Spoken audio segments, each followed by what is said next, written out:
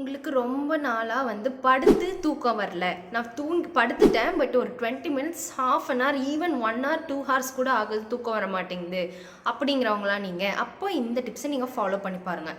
So நேச்சுரோபதியில் usually உங்கள் body temperature இர்ரெகுலராக இருக்கும்போது உங்களுக்கு தூக்கம் வராது. நம்ம பாடியில் டெம்பரேச்சரை மெயின்டைன் பண்ணக்கூடிய ஒரு மெயின் பார்ட் நம்ம ஃபுட் தாங்க. ஸோ இப்போது நம்ம இந்த ஃபுட்டை கொஞ்சம் வார்ம் பண்ணும்போது சர்க்குலேஷன்ஸ் ப்ராப்பர் ஆகும். அப்போ நம்ம எப்படி வார்ம் பண்ணலாம் அப்படின்னு பார்த்தீங்கன்னா, இதுக்கான ஒரு டெக்னிக்கோட ஒரு தெரப்பியூட்டிக் ஒரு பேர் தான் நியூட்ரல் ஃபுட் பாத்.